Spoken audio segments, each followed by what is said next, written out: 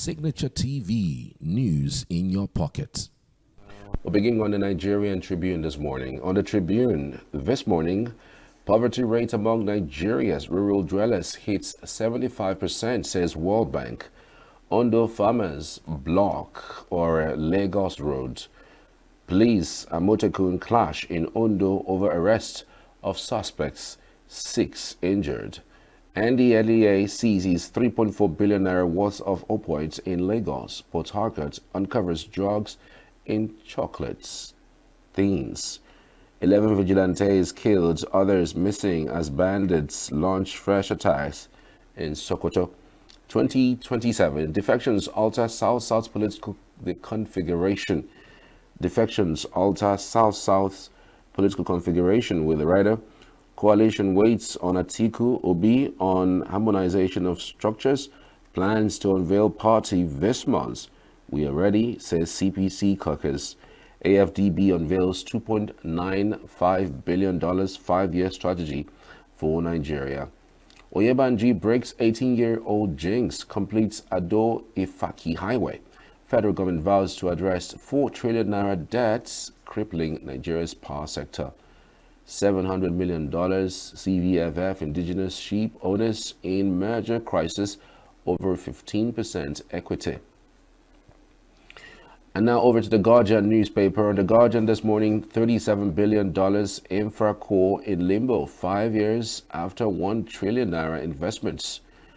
Obi faults VDM's arrest, alleged NAN's president's abduction. Fashola describes Nigeria's constitution most maligned documents.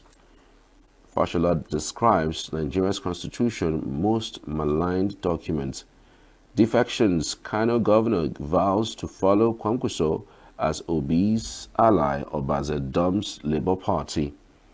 NCOS Wuriwa disagree over poor feeding of inmates. Editors Serap warn against misuse of Cybercrimes Act. All the details on the Guardian. And now to the Vanguard newspaper. The Vanguard, Delta, PDP defectors unwilling to register for APC. Okay. NPAN backs federal government's $220 million fine on Meta. NPAN backs federal government's $220 million fine on Meta. Present crop of leaders motivated by power, wealth acquisition, says Femi Okurumo. Still on the Vanguard newspaper, inflation erodes banks' profits, jerks up costs as gross earnings still on rising streak. Bad loans, headache also rising, their strengths and weaknesses. All the details you can find on the Vanguard. Serap editors to Tinubu, stop Cybercrime Act abuse, free detained journalists and others. Tension in Ondo as Amotekun police clash over custody of suspect and exhibit. And now to the Nation newspaper. On the Nation, just above the mast, Labour Party tussle moves to INEC. Obi's ally Obaze, others dump party. Lagos Council race, APC panel disqualifies 38. 5 peak chair tickets unopposed. Federal government allays fear over threats to budget 2025 implementation with the writer. Expert cautions against delayed fiscal execution, dependence on oil price. Decline, slight rise in banks' loans to customers, interest rates too prohibitive. Brace for cost-reflective tariffs, minister tells Nigerians. 6 injured in police, Amotekun Ondo clash, NANS to government, sack VCs and rectors. Now to the Daily Trust. Daily Trust this morning. Poverty rising in rural Nigeria, says World Bank with the writer. Nigerians worse off than 64 years ago, says AFDB president. Presidency faults additional comments. Action Aid blames corruption. Lakurawa mounts massive attack in Sokoto, kills 13 hunters. Flight disruptions, passengers narrates ordeal, experts suggest solutions. 54 billion naira released to schools, 24 billion naira to students. Nel Fund MD speaks. How Boko Haram attacked Yobe military brigade, killed 4 soldiers. All the details you can find on the Daily Trust newspaper. All right, let's see if we can squeeze in one more or two more before we get to the studio. All right, let's see what we have with Daily Independence newspaper. On the Daily Independent this morning, passengers refund trapped, staff agitates over unpaid salaries, union petitions EFCC over 134 million unremitted pension deductions. This is 1 year after Dana Air suspension. Still in the Daily Independence newspaper this morning, Ondo farmers shut expressway over plan to grade cocoa plantations. Those who sent me to prison must account for it. Farotimi speaks. Retired seafarers ask union to prevail on federal government to pay their pensions. Inflows drop to $6.67 billion in April. All right. Federal government raises to pay 4 trillion naira debts to avert power infrastructure collapse. All the details you can find on the Daily Independence newspaper. And we're back into the studio. Chris Manuka joins us for the review of the headlines. Good to have you, Chris. Good morning. Good morning, Charles. And good morning, The Globe. Welcome to our newspaper review. Indeed. This latest development as it relates to poverty in the rural areas. I mean, it didn't come like a surprise. But again, the other report that we saw last week was stating that Nigerians will become poorer by 2027. And the World Bank and all the ones who are the monitoring spirit didn't wait till 2027 to also tell us that 75% of rural dwellers are under poverty, living in abject poverty, not just poverty. We don't need World Bank to tell Nigeria this. We don't need IMF. We don't need the bookmakers. We don't need fortune tellers. We don't need the Alpha oracles and the Ifa oracles. We don't need the pastors. We don't need the imams to tell us everything is there, starting out at the face to say, if, like some people will say, if funefune dietua, funefune odiara, look at the cities. Look at the level of poverty in the so-called cities. Look at how people are surviving. Then imagine what is happening in the rural areas. You got it all when you said, what has kept some of the developing nations like Nigeria going over the years is, what they call sustainable agriculture, the ones that people plant in their farms, harvest, eat. So you can be in your city with your corruption and chop all the money. If they plant cassava, they will harvest and eat. But the ones has come. And that's why I get so worried. Nobody will feel this except when these people who are living in Abuja go back to their villages. They feel this. They will never. Nigeria is living on, what they call, just living on limbo, in dreamland. The powerhouse that holds this nation over time is when farmers go, they plant ugu in their farms. The ones they cannot eat, they put it in the city. We all rushing and buying and feeling okay. With that stupid mentality that we are living in the cities. But the farms, what sustain us that come from the rural areas, they've all gone. We start talking about it, speaking of Igbo, going to 20 years of this terror and banditry hit Nigeria. As said, now we're still talking. So where will it be? The worst has happened in our rural communities, where they are going to get relief material from abroad, with this corruption to sustain our rural dwellers. Of course, they don't get there. Politicians don't go to the rural areas until the next 8 years. I don't want to say 4 years because all of them know that they are planning, once they get there 1 year, they've perfected the way to come back. So they don't need to go back until after 8 years. That 8 years, if they got enough money to bribe with the traditional ruler to give them chieftaincy title, they will appear with all the security, stay 1 hour and go. If they don't feel what the rural dwellers feel, this story will continue like this. So the World Bank is like vulture. You see the picture that made the headlines all over the world, where a vulture was, perched on the ground waiting for a baby to die in a war-torn country. That is it.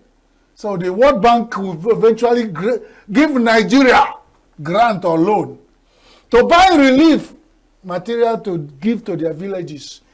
And then you add it up to the loans that all the generation, the 20th generation of Nigerian children will still pay World Bank.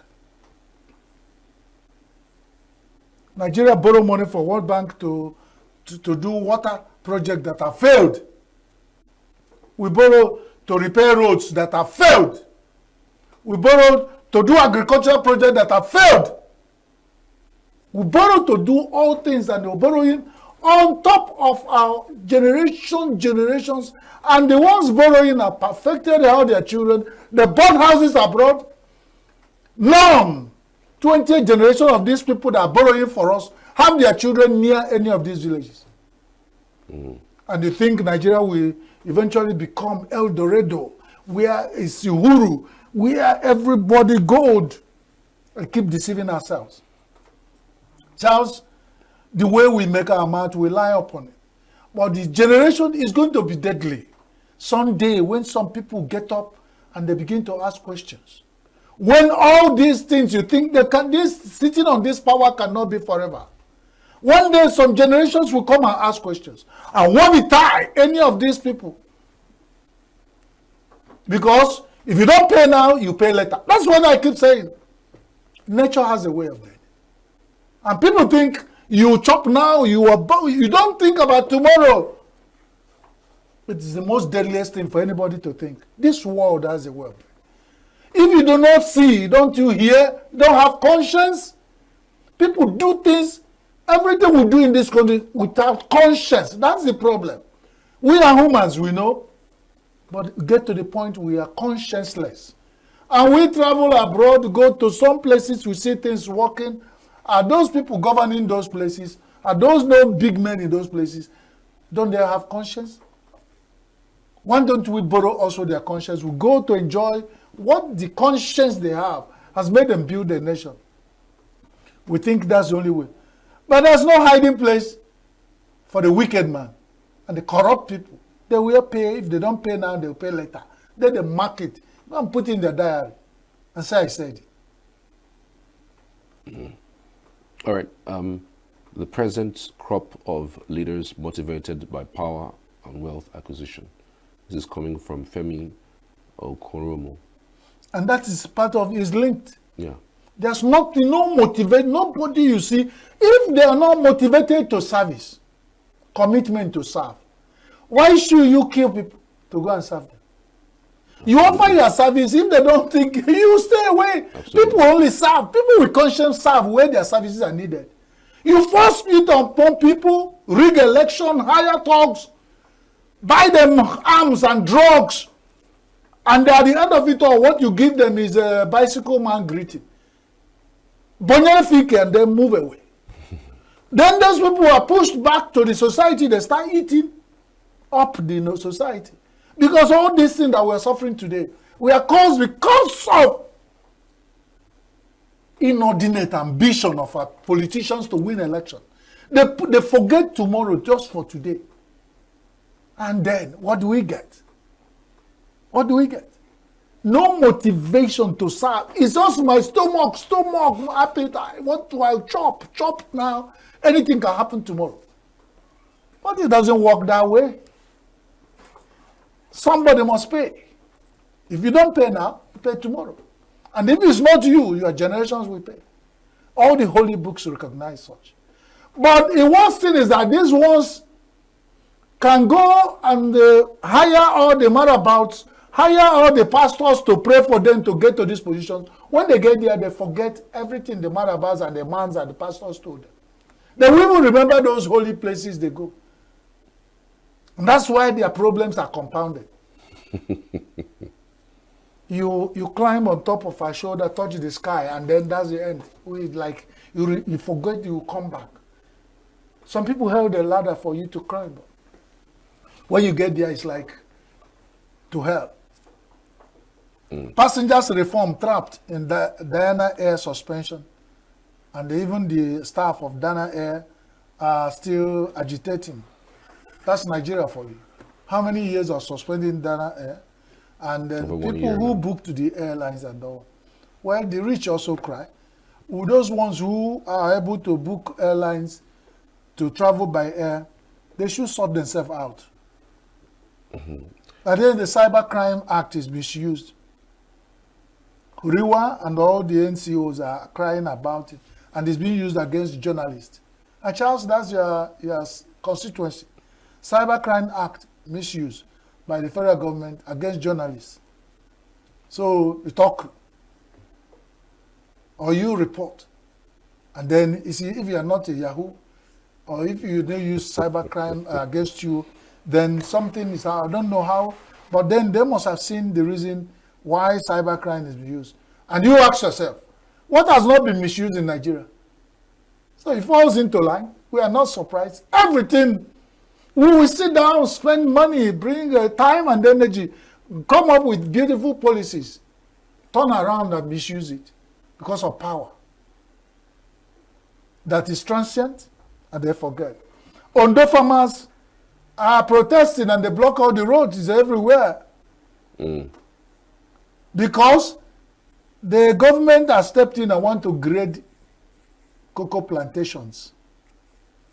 We are crying that the chicken put his mouth, and then what you do is the chicken carry 2 legs put in the plate of food.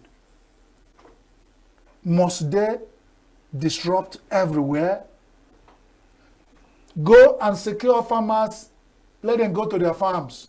Before you go and disrupt plantation, cocoa plantation, if that's the only thing that still works in Southwest, go back, let the other farmers go and harvest their cassavas. That's if they planted one. And maize, if they were allowed to go. And yams and all those cocoyams and all. The only ones that they cannot do anything, probably herdsmen cannot, their cattle cannot eat up cocoa plantations. That's why they are going back there to start disturbing them, disrupt them. And these farmers are crying and saying, leave us alone. Must government disrupt everything? Why not secure everything before you go back on this? Why? If you disrupt cocoa plantation now, because you want money, so what will stand? Nothing. When you go back there and scatter them, the only one that looks like is standing. FG pays 4 trillion naira before power will collapse. That's a good one.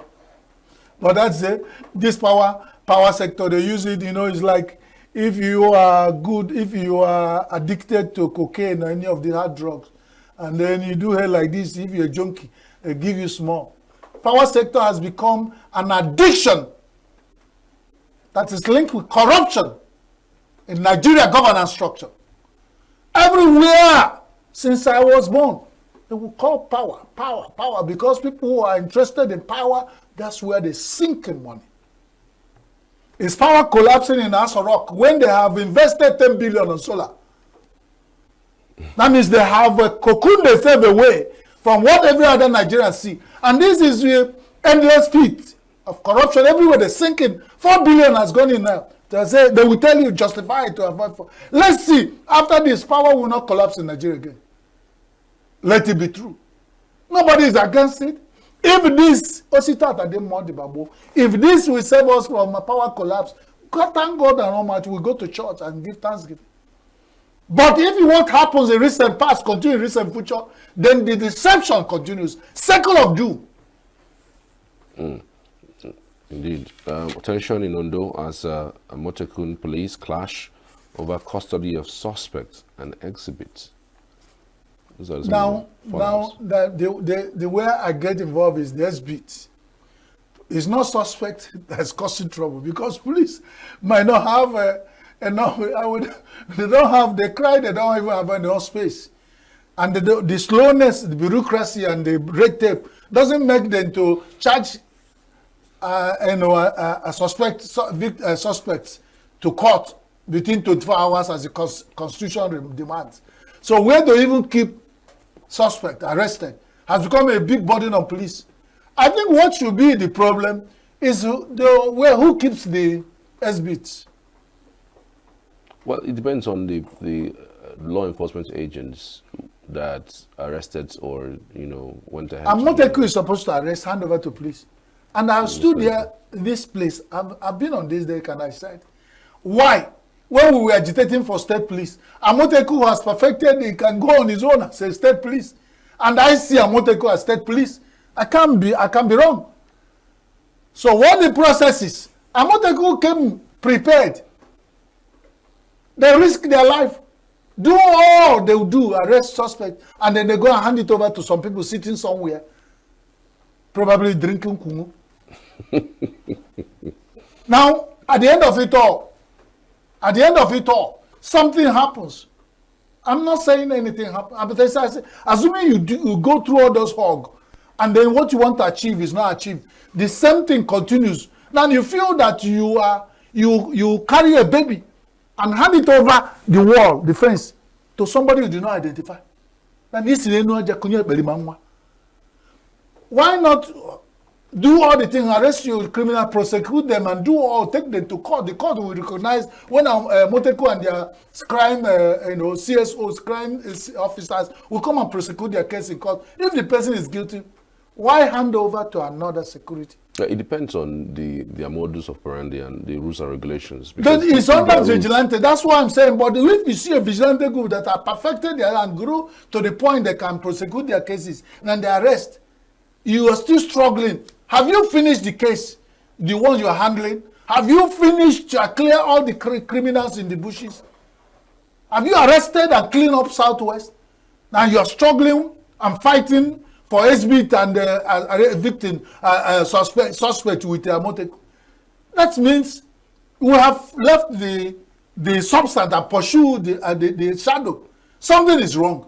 Because a jaw also or if there's nothing, something there, and my man tells me there won't be clash. So something is wrong. But whatever is the case, if Amotekun is registered as a vigilante, they should arrest and hand over to police. I'm not disputing that. If that's what their statute, the things establishing them says, there shouldn't be fight, but it should be done mutually. And everybody's contribution in that crime fighting process should be recognized. But it's not that Nkitali Chan says somebody will fight Amotekun will go and fight and do all the thing and clear all the mess, and the police will just come and take credit. Maybe. I'm just saying maybe.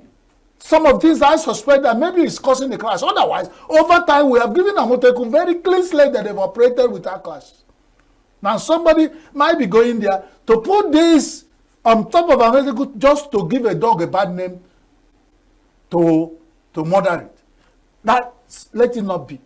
They should leave Amotekun alone. Over time, Amotekun has reduced crime fighting. He has contributed to crime fighting in Southwest. And we are even becoming jealous and say, why wouldn't we have such established and organized vigilantes in Southeast? So let nobody go and mess up whatever they record. If the governors are there, who are over there, actually have total control of Amotekun, notice there's anything. Within him and IG, they sort it out. It shouldn't go into fight. Because remember, when the police fighting crime and Amotekun fighting crime are fighting, you know what?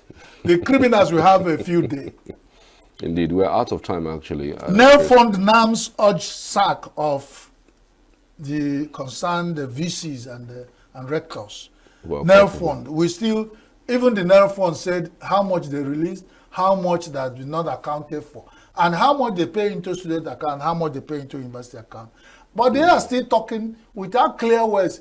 You know the universities you gave the money. You know the universities and polytechnics that cannot account for the one you gave them. So stop talking in parables, Nel Fund. Otherwise, you become a suspect. Absolutely. And we say very dark man arrest has been condemned by all the good-spirited Nigerians. 37 billion investment in Infracom, in limbo.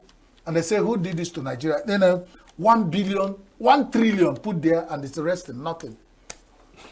And people look at Nigeria and say, this country get money. Now management is our hala. Now this thing you go talk and you go borrowing, where the ones you have, invest them into and put them into limbo. I don't know what limbo is, they're sleeping. 1 trillion. With about 3.something trillion invested and you just release 1 trillion. And you allow it sleeping. If Nwambeke is not a bad barber, I think the clipper Nwambeke is using is blunt. Something is really wrong. May God continue to bless Nigeria. What else can I say, Charles? Indeed. Many thanks, Chris Maduka, for your insights on the program today. So we're back after this. Do stay with us. Save Nature TV.